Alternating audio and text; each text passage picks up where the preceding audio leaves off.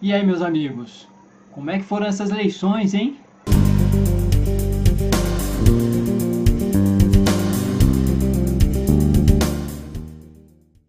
Os ânimos foram se esquentando e no segundo turno a coisa pegou fogo. Os extremos de cada lado tomaram conta da situação, tomaram conta do jogo. Essa foi a minha impressão por vários momentos. Nós, de certo modo, todos nós, perdemos. Em boa medida, nós perdemos. Concordo com Gregório do Viver, do Porta dos Fundos. Ele escreveu um artigo para a Folha de São Paulo, eu vou ler aqui alguns trechos para vocês. É até engraçado como o artigo dele começa, porque ele escreveu o artigo no sábado para falar do domingo para o pessoal ler na segunda-feira. Vou ler alguns trechos. Independentemente do resultado, perdemos tempo, muito tempo, discutindo com pessoas que não mudariam de ideia.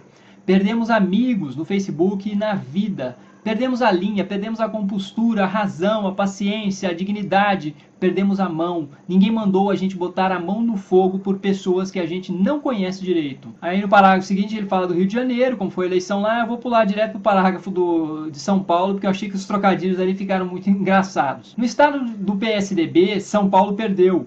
Digo, no estado de São Paulo, o PSDB ganhou. O eleitor paulista aprova Alckmin e rejeita Haddad, provando que ele abre mão da água, mas não abre mão do carro. O Estadão perdeu o dono na passeata, a Folha perdeu o Chico Sá, a Veja se perdeu por completo. Perdemos 74 bilhões em gastos de campanha, o equivalente a 3 Copas do Mundo ou 1.000 hospitais públicos com equipamentos de última geração, além dos gastos de todos esses hospitais por um ano, incluindo salários. Mas não vamos falar só de perdas. Independentemente do resultado, ganha o PMDB. A bancada da bala e a bancada evangélica também ganham força. Ganha o eleitor conservador, de lavada. E nós ganhamos a sensação de que fizemos a nossa parte, transferindo o poder para alguém. Não é mais comigo. Daqui a 4 anos a gente volta a brigar por isso. Me parece que a única maneira de não perder tempo brigando por política daqui a 4 anos é passar os próximos 4 anos perdendo tempo com política. Nesse segundo turno, meu voto foi um voto útil e crítico para Dilma. No primeiro turno, votei no Eduardo Jorge. Então, daqui para frente, é uma postura crítica de cobrança mesmo, de pressão. Pressão pelo que já devia ter feito no primeiro mandato, pelo que o PT já devia ter feito, e ainda não fez. Vou ler aqui para vocês, estão todos na descrição, todos os textos aqui citados. Vou ler aqui alguns trechos de um texto do Sakamoto. Parlamentares representantes do agronegócio tomaram litros de cafezinho com bolinhos transgênicos com Dilma, enquanto lideranças indígenas eram atendidas apenas por alguns ministros. A grande pergunta é, o governo dará o devido valor a esses grupos, empoderando alas do próprio governo que já tentam pautar esses temas na agenda e atendendo às reivindicações, ou continuará levando-os em banho-maria ou ignorando-os em nome da governabilidade? Uma palavra tão vazia, vamos dizer, quanto casuísmo, oportunismo e hipocrisia? Menos da metade das terras indígenas foram regularizadas e pelo menos 30 delas estão com o processo pronto, mofando em cima da mesa enquanto esperam a canetada presidencial. A reforma agrária parou. O que vemos é um simulacro que obedece mais ao calendário eleitoral do que a necessidade de trabalhadores rurais. O governo não tem conversado devidamente com as comunidades tradicionais e, tendo Belo Monte como laboratório, planeja alterar para sempre o ecossistema do Rio Tapajós com um rosário de usinas sem entender e ouvir quem mora lá. Ao atender aos pedidos de movimentos sociais apenas em momentos de pressão, pré-COP e eleições, o governo federal evitou desenhar uma política de moradia que não passasse apenas pelo acesso ao financiamento, mas que promovam a verdadeira reforma urbana, tentando tirar da Constituição a teoria da função social da propriedade. Isso sem contar a inexistência de uma política decente de promoção da diversidade e combate à homofobia, apesar dos reiterados pedidos dos movimentos sociais. Ou uma fuga louca do debate quando organizações sociais põem na mesa a ampliação dos direitos reprodutivos.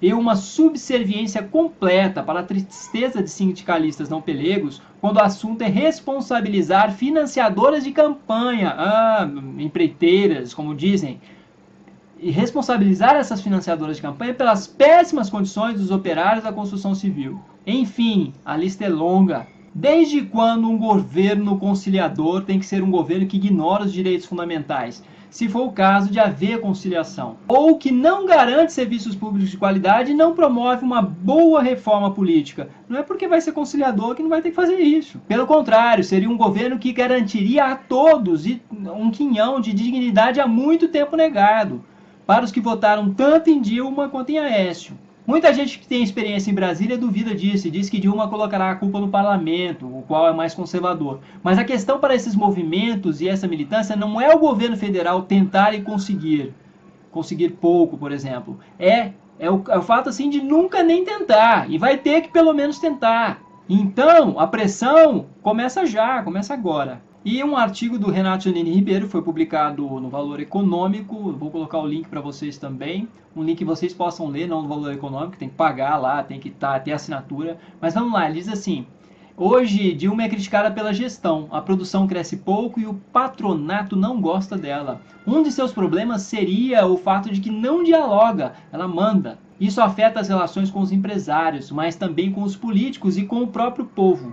São 3 dimensões autônomas nas quais é preciso fazer política, isto é, não dar ordens, mas escutar e dialogar. A dimensão dos empresários não é bem democrática, porque o peso econômico deles depende do capital, mas negociar com eles é uma imposição da realidade. O problema de Dilma não é gaguejar, não está na construção das frases, está na capacidade de conquistar o povo. FHC ganhou a classe média, Lula arrasava no povão, Dilma ficou atrás de ambos. Para um governo popular, a comunicação não é mera técnica, é da essência das coisas, mas o PT desistiu dela. Há também a questão dos ministérios. Ao contrário da equipe de Lula, que brilhava, temos um grupo, no caso de Dilma, um grupo discreto, em que até as estrelas do governo precedente, como Celso Amorim, empalideceram.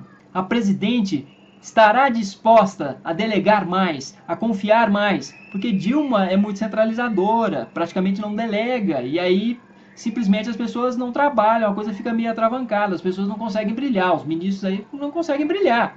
Dilma vai conseguir parar de corrigir os auxiliares em público? Esta não é só uma questão de método, é essencial para que o governo funcione. Se os ministros não tiverem senso de iniciativa, pouco farão, e isso repercutirá em todo o sistema. Então, suponhamos que Dilma faça um gesto de grandeza na direção do outro lado, da oposição. Será aceito? Em que consistirá esse gesto? Hoje, a simples boa educação não basta. Não dá mais para desejar feliz aniversário à FHC ou levar todos os ex-presidentes num avião oficial para o enterro do Mandela. Será preciso efetuar concessões, mas quais? O melhor seria comprar o que puder da agenda econômica da oposição. Não é o caso de comprar algumas coisas que não tem nada a ver com a agenda do PT. É o aumento de juros, não é isso, né? Não é a redução de gastos públicos, arroxo salarial e social, mas pelo menos uma desburocratização intensa, regras claras e estáveis para o investimento privado. Mais que isso é difícil, porque seria renunciar aos fundamentos mesmos da divergência com o PSDB. Finalizando, ele diz assim: em sua campanha, Dilma contou com o apoio decidido de quem defende a liberdade gay, mas no primeiro mandato ela vetou o que tinha anti-homofobia. Para que lado ela irá? Uma possibilidade seria uma agenda avançada na questão dos costumes, abrindo-se para a esquerda, e um gesto de conciliação para a direita empresarial, que está mais interessada na economia do que em questões comportamentais. Mas isso vai exigir muita habilidade política e gosto pela política, gosto político aí por Dilma Rousseff. É isso, meus amigos, eu só queria apresentar para vocês qual é mais ou menos a situação de quem fez um apoio crítico a Dilma e como essa pressão já começou. Se você gostou do vídeo, clique em gostei, se inscreva no canal, divulgue, compartilhe. Obrigado e até a próxima.